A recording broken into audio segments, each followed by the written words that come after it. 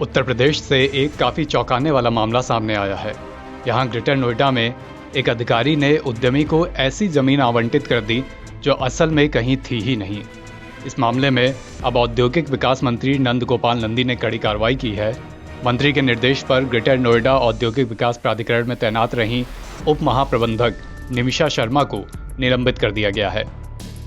इस संबंध में मंत्री नंद गोपाल गुप्ता ने लेटर जारी करते हुए लिखा, ग्रेटर नोएडा औद्योगिक विकास प्राधिकरण में तैनाती की अवधि में आपके द्वारा विशाल इंजीनियरिंग वर्क्स को सेक्टर इकोटेक 3 औद्योगिक केंद्र 1 में औद्योगिक भूखंड संख्या 340 क्षेत्रफल 450 वर्ग मीटर आवंटित किया गया था। आवंटन हेतु गठित समिति में ग्रेटर नोएडा प्राधिकरण के नियोजन विभाग के प्रतिनिधि के रूप में आपके द्वारा प्रतिभाग किया गया था। नियोजन विभाग के प्रतिनिधि के रूप में यह आपका दायित्व था कि भूखंड आवंटन से पूर्व आपके द्वारा यह सुनिश्चित किया जाना चाहिए था कि प्रश्नगत भूखंड संबंधित सेक्टर के लेआउट में नियोजित है या नहीं, किंतु आपके द्वारा ऐसा नहीं किया गया, जिससे उक्त भूखंड आवंटित हो गया जो मौके पर अस्तित्व में था ही नहीं, जिससे ग्रेटर नोएडा प्राधिकरण की छवि धूमिल हुई। शासन ने उनके इस काम को बड़ी लापरवाही मानते हुए उन्हें दोषी माना और निलंबित किया है। निमिषा शर्मा उस वक्त ग्रेटर नोएडा में वरिष्ठ प्रबंधक नियोजन पद पर तैनात थीं और वर्तमान में उनकी तैनाती यूपी सीडा में उप महाप्रबंधक नियोजन के पद पर थी। निलंबन अवधि में वो यूपी सीडा मुख्यालय कानपुर से संबद्ध रहेंगी। जाते जाते बात नंद गोपाल गुप्ता नंदी की, जो इस बार उत्तर प्रदेश की सरकार में एक नया विभाग संभाल रहे हैं।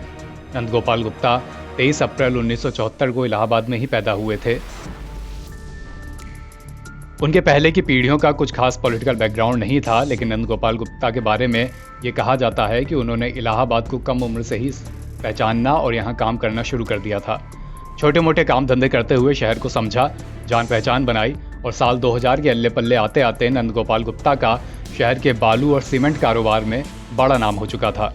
यहीं से उन्होंने पॉलिटिकल फील्डिंग सेट करनी शुरू की, बसपा ज्वाइन की, 2007 में पहली बार विधायकी लड़ी, इलाहाबाद साउथ सीट से जीत भी हासिल की।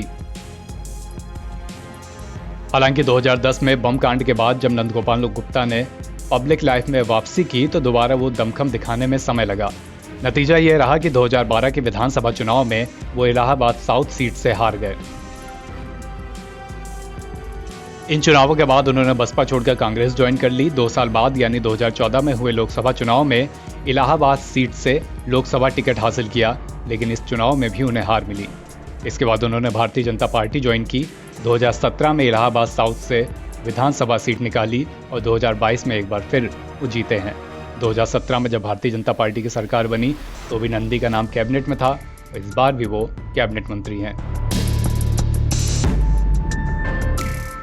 NBT ऑनलाइन की रिपोर्ट।